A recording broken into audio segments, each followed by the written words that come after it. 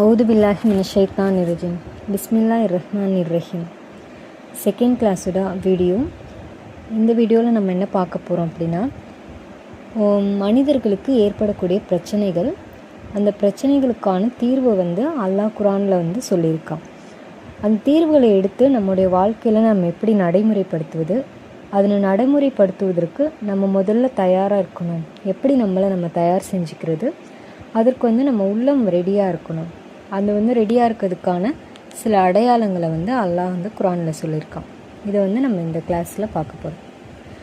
பிரச்சனைகள் அப்படின்னு எடுத்துக்கிட்டோன்னா, உலகத்தில் ஒவ்வொரு மனிதருக்கும் ஒவ்வொரு விதமான பிரச்சனைகள் இருக்குது. பிரச்சனைகள் இல்லாத மனிதர்களே கிடையாது. அந்த பிரச்சனைகளை அகம் சார்ந்த பிரச்சனைகள், புறம் சார்ந்த பிரச்சனைகள் அப்படிங்கிற ஒரு 2 வகையாக பிரிக்கலாம். இப்போ அகம் சார்ந்த பிரச்சனைகள் அப்படின்னா எதுனா பார்த்தா, நம்மளுக்கு ஏற்படக்கூடிய கவலைகள், கஷ்டம், சோகம், விரக்தி, பயம், கோபம், இதெல்லாம் அகம் சார்ந்த பிரச்சனைகள். புறம் சார்ந்த பிரச்சனைகள் இதெல்லாம் என்னென்னு பார்த்தா, நமக்கு ஏற்படக்கூடிய நோய், பொருளாதார இழப்பு, உறவினருடைய பிரிவு, கடன், இரையச்சம் இல்லாமல் இருக்கிறது, இதெல்லாம் புறம் சார்ந்த பிரச்சனைகள். இப்போ இந்த 2 பிரச்சனைகளுக்குமே, 2 விதமான பிரச்சனைகளுக்குமே குரானில் அல்லாஹ் நமக்கு தீர்வு சொல்லியிருக்கான்.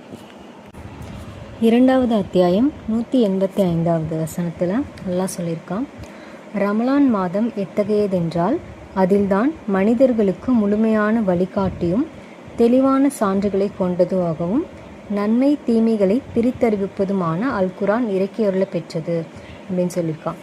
இந்த வசனத்தின் மூலமாக அல்லாஹ் நமக்கு என்ன சொல்கிறான் அப்படின்னா, மனிதர்களுக்கு முழுமையான ஒரு வழிகாட்டி அப்படின்னு குரானை சொல்கிறான். உங்களுக்கு வாழ்க்கையில் என்ன பிரச்சனையாக இருந்தாலும் சரி, எல்லாத்துக்குமே குரானில் வழி இருக்குது, தீர்வு இருக்குது. மனிதர்களுக்கு இது ஒரு முழுமையான வழிகாட்டி அப்படின்னு குரானுக்கு ஒரு அழகான டெஃபினேஷன் இந்த வசனத்தில் அல்லாஹ் கொடுத்துருக்கான். அடுத்தது 65வது வசனம், 65வது அத்தியாயம் 2வது வசனத்தில் அல்லாஹ் சொல்கிறான், யார் அல்லாவை பயப்படுகிறார்களோ அவருக்கு அல்லாஹ் போக்கிடத்தை ஏற்படுத்துவான் அப்படின்னு சொல்லியிருக்கான். யார் அல்லாவை பயந்து நடக்கிறாங்களோ அவங்களுக்கு நிச்சயம் அல்லாஹ் ஒரு போக்கிடத்தை ஏற்படுத்தி கொடுப்பான் அப்படின்னு அல்லாஹ் குரானில் சொல்லியிருக்கான். இதற்கு உதாரணம் யூனுஸ் அலைஹிஸ்ஸலாம் அவர்களுடைய வரலாறு. நபி யூனுஸ் அலைஹிஸ்ஸலாம் தம் சமூகத்தார்கிட்ட அல்லாஹை பற்றியும் குரானை பற்றியும் எத்தி வைக்கும்போது அவங்க அதில் நம்பிக்கை கொள்ளவே இல்லை. அப்போ யூனுஸ் நபி என்ன பண்ணாங்க, கோவப்பட்டு அந்த ஊரை விட்டு வெளியேறிட்டு ஒரு கப்பலில் ஏறி போகிறாங்க. போகும்போது அந்த கப்பல் பாதிலே நின்றுச்சு. அப்போது யாராவது ஒரு ஆள் இறங்கினா மட்டும்தான் இந்த கப்பல் போகும் அப்படிங்கிற மாதிரி அங்கே சொன்னாங்க. அப்போது அந்த சீட்டு குலுக்கி போடும்போது யூனுஸ் நபியோட பேர் தான் வந்துச்சு. அப்போ அவங்க கடலில் அவங்கள போடுறப்போ அவங்க ஒரு பெரிய மீன் வயிற்றில் அகப்பட்டுக்கிட்டாங்க. அப்போது அதில் அகப்பட்டுக்கிட்டும் போது அப்போ தான் அவங்க செய்த தவறை உணர்ந்து அல்லாஹ்கிட்ட மன்னிப்பு கேட்குறாங்க. மன்னிப்பு கேட்கவும் அல்லாஹ் அந்த சோதனையிலேருந்து அவங்கள வெளியேற்றிட்டான். இப்போது அல் அன்பியா 87, 88வது வசனம், இன்னும் யூனுஸ் தம் சமூகத்தவரை விட்டு கோபமாக வெளியேறிய போது அவரை நாம் நெருக்கடியில் ஆக்க மாட்டோம் என்று எண்ணிக்கொண்டார். எனவே அவர் மீன் வயிற்றின் ஆழ்ந்த இருளில் இருந்து, உன்னை தவிர வணக்கத்திற்குரிய நாயன் யாரும் இல்லை, நீ மிகவும் தூய்மையானவன், நிச்சயமாக நான் அநியாயக்காரர்களில் ஒருவனாகிவிட்டேன் என்று பிரார்த்தித்தார். எனவே நாம் அவருடைய பிரார்த்தனையை ஏற்றுக்கொண்டோம், அவரை துக்கத்திலிருந்து விடுவித்தோம், இவ்வாறே மூமின்களையும் விடுவிப்போம். அப்போது இந்த வசனத்தின் மூலமாக நமக்கு என்ன தெரியுது அப்படின்னா, துவாவின் மூலமாக அல்லாஹ் நம்மளை சோதனைகளிலிருந்து வெளியேற்றுவான். நமக்கு எந்த விதமான சோதனைகள் ஏற்பட்டாலும் நம்ம மனசார அல்லாஹ் கிட்ட துவா செஞ்சோம், இறைஞ்சி பிரார்த்தனை செஞ்சோம் அப்படின்னா கண்டிப்பாக நம்மளை அல்லாஹ் அந்த துன்பத்தை நீக்கி நமக்கு ஒரு போக்கிடத்தை ஏற்படுத்துவான் அப்படிங்கிறது இந்த வசனத்தின் மூலமாக நமக்கு தெளிவாகுது.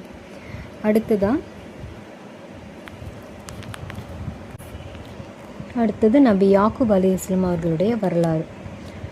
யாக்கூப் அலைஹிஸ்ஸலாம் அவர்கள் யூனுஸ் நபி மேலே ரொம்ப பாசமாக இருப்பாங்க. அது அவர்களுடைய சகோதரர்களுக்கு ஒரு பொறாமையை ஏற்படுத்துச்சு.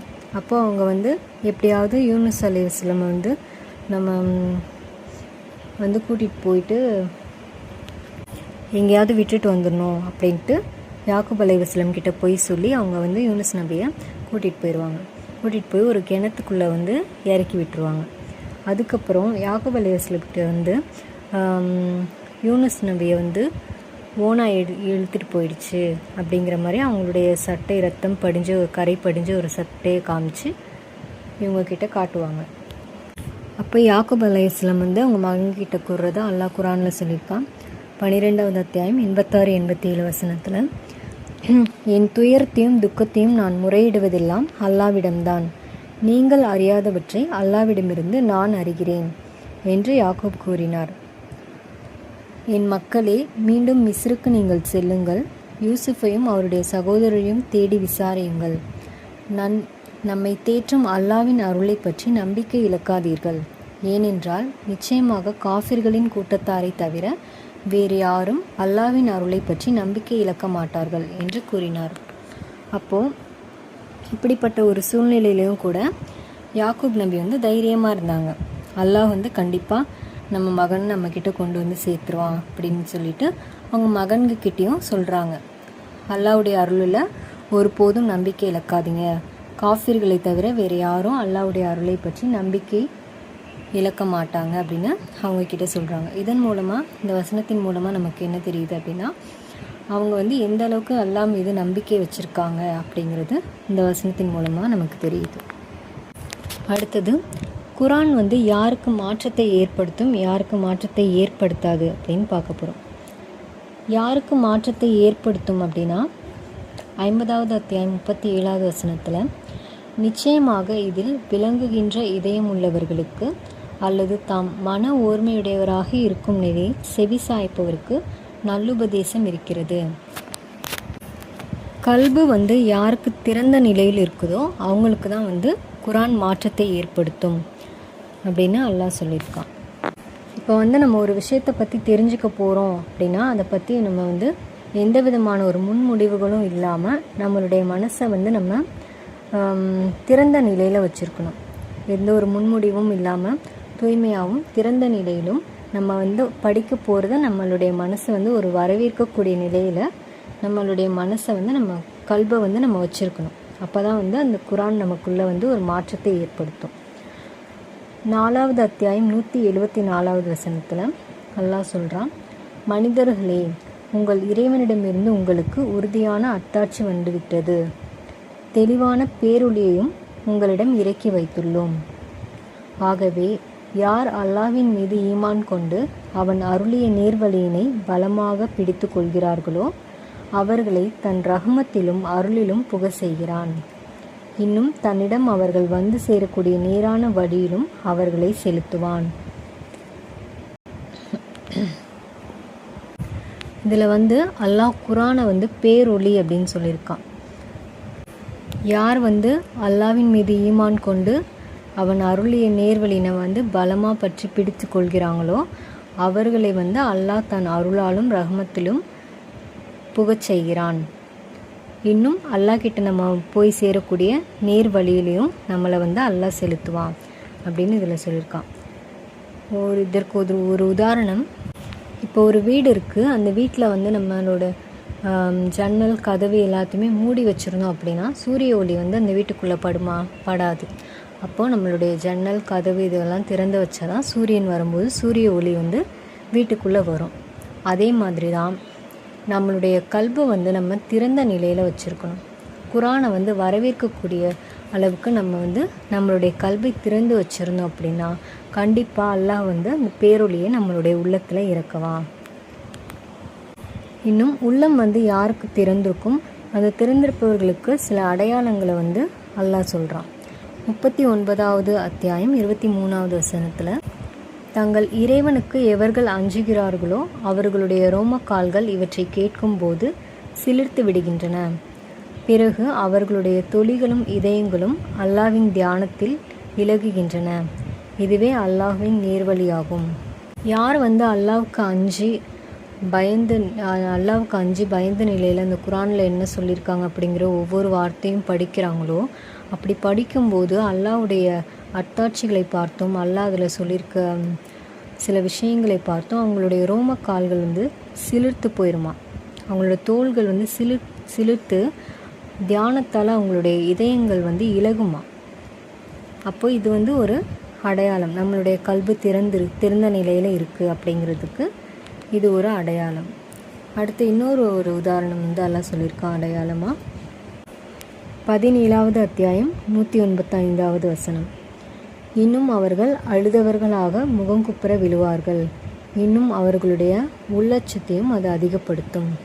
குரான் ஓதி அதில் இருக்கக்கூடிய அர்த்தத்தை விளங்குறப்போ அவங்களுடைய இதயங்கள் வந்து இலகி அவங்க வந்து அழுதவர்களாக சஜிதா செய்வாங்க அப்படிங்கிறத வந்து இதன் மூலமாக அல்லாஹ் நமக்கு தெரிவிக்கிறான். அப்போ இவங்களால் எப்படி இந்த மாதிரி இருக்க முடியுது அப்படின்னா, அந்த குரானில் என்ன சொல்லியிருக்கான் அப்படிங்கிறதுங்க வந்து அவங்க உணர்ந்து அதை ஃபீல் பண்ணனால தான் அவங்களுக்கு அழுகை வருது, அவங்களுக்கு வந்து உடல் சிலிர்க்குது.